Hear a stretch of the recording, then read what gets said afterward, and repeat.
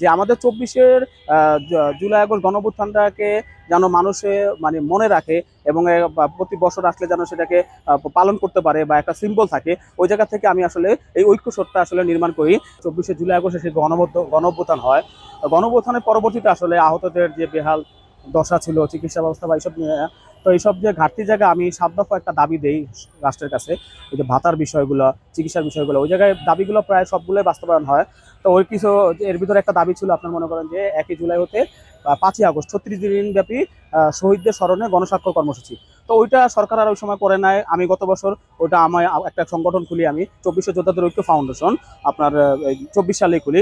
তো ওই সংগঠনের উদ্যোগে আমরা ২৫ সালের যে প্রথম বর্ষপূর্তিতে ৩৬ দিন ব্যাপী আপনার মনে করেন ১ জুলাই থেকে ৫ই আগস্ট পর্যন্ত গণস্বাক্ষর কর্মসূচি পালন করি। তো ওইটারই ধারাবাহিকতা এই বছরে যে দ্বিতীয় বছরও আমরা আমাদের ২৪শে যোদ্ধাদের ঐক্য ফাউন্ডেশনের উদ্যোগে এই আপনার গণস্বাক্ষর কর্মসূচির আয়োজন করি। তো এটার পাশাপাশি এবং আমরা একটা প্রস্তাবনা রাখতে চাই সরকারের কাছে, যে আপনারা একটা আপনার ঐক্য শোধ দেখছেন যে আমাদের ২৪-এর জুলাই আগস্ট গণঅভ্যুত্থানটাকে যেন মানুষে মানে মনে রাখে এবং প্রতি বছর আসলে যেন সেটাকে পালন করতে পারে বা একটা সিম্বল থাকে। ওই জায়গা থেকে আমি আসলে এই ঐক্যশোধটা আসলে নির্মাণ করি। এই নির্মাণের একটা প্রস্তাবনা সরকারের কাছে দিতে চাচ্ছি যে এরকম একটা আমাদের সৌধ থাকা জরুরি। আমাদের ২৪শে জুলাই আগস্টটাকে যেন এই সৌধের মাধ্যমে যেন মানুষ অবজার্ভ করতে পারে। আপনি এখানে খেয়াল করবেন যে ২৪টি আপনার মনে করেন যে পিলার আছে। এই পিলারগুলো একই হাতে হাতে এক একজনের বন্ধন এবং একটার সাইজ আরেকটা থেকে মানে ছোট বড় আছে। এটা যে আমাদের একটা ছোট বড় সবাই যে একটা সৌহার্দ্যপূর্ণ মানে আপনার মনে করেন যে সহাবস্থান এবং একই সাথে যে ঐক্যবদ্ধ হয়ে যে ফ্যাসিস্টের বিরুদ্ধে আন্দোলন করা, ১৭ বছরের ফ্যাসিস্ট আপনার ওই আন্দোলনের একটা সিম্বল। এবং ১৭ বছরের ফ্যাসিস্টে আমরা শিকল দিয়ে যে আমাদের ছাত্ররা, যেমন আপনি জানেন ছোট পিলারের সাথে আপনার মনে করেন শিকল বাঁধা আছে এবং ১৭ বছরের ওখানে ১৭টা কাঠি আছে। আপনারা জানেন যে ফ্যাসিস্টের একটা মানে সিম্বলই হইলো আপনার মনে করেন যে ঐক্যবদ্ধ লাঠি যে জনগণের উপরে চালনা করে। তো ওই ঐক্যবদ্ধ যে লাঠিগুলো আছে, ওই লাঠিটা আমরা দেখলাম, ওই লাঠি আমরা যে ওই স্বৈরাচারকে পতন করাইছি ১৭ বছরের, ওইটার একটা আপনার সিম্বল দেখছেন। এবং স্বৈরাচার যে রক্ত পিপাসু কত রক্ত ঝরাইছে আপনার মনে করেন এখানে গুলির খোসা পড়ে আছে। আপনি ওই আমার কথা হলো, এবং পিছনে যে আপনার যে পাইপগুলো আছে আপনার খুঁটির মতো, এটা হলো ৩৬টা পাইপ আছে এখানে।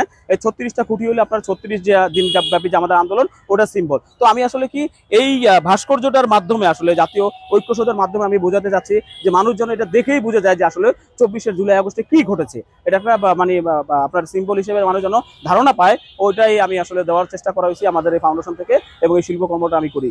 সরকারের বিভিন্ন পর্যায়ে আমরা আসলে এটা অবগত আছে আপনার গণমাধ্যমের বিষয়ে, কিন্তু এরকম মানে লিখিত আকারে প্রস্তাবনা এখনো দেওয়া হয় নাই। আমরা ইনশাল্লাহ এই মাসের ভিতরে আমরা আগে মানুষের কতটা আগ্রহ এই বিষয়টা নিয়ে আমরা দেখতে চাচ্ছি আপনার, এবং মানুষের আগ্রহ যদি বই প্রকাশ আসে, ভালো এই রেসপন্স পাই, আমরা এটা হয়তোবা সরকারের কাছ থেকে আমরা জায়গা নিয়ে অথবা এটার জন্য আমরা অর্থ কালেকশন করে এইটা আমরা করব মানুষের সহযোগিতায় বিভিন্ন দাতা সংস্থাতে।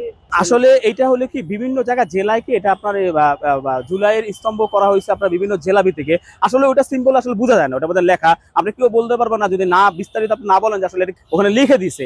বা এটা হলো অন্য আমাদের যে ওখানে যে স্লোগানগুলো ছিল, ওটা স্লোগানের গ্রাফিতিরই একটা আপনার মনে করেন লোহার একটা আপনার মনে করেন খুঁটি বসাইছে গ্রাফিতির, কিন্তু মূলত যে একটা সার্বিক অর্থে যে আমরা মনে করেন যেমন আমাদের ৭১ সালের যে আপনারা জানেন যে জাতীয় আপনার যে স্মৃতি আপনার আছে স্মৃতিসৌধ যে এটা শাহবারে আছে, এবং আপনারা জানেন ভাষা আন্দোলনে আপনার শহীদ মিনার আছে। এরকম একটা মানে উল্লেখযোগ্য সমষ্টিগত যে একটা আপনার মনে করেন যে আমাদের সৌধ থাকবে, ওই সৌধ কিন্তু এখন পর্যন্ত নির্মাণ হয় না। তো ওইটার জন্য প্রস্তাবনায় আসলে আমি এটা রাখতে চাচ্ছি যে আসলে সমষ্টিগত যে এক জায়গায় এসে যেন মানুষ এই শহীদদেরকে স্মরণ করতে পারে, তাদের আত্মার মাগফিরাত কামনা করতে পারে এবং তাদের প্রতিটা বছর যেন মানুষ মনে রাখতে পারে।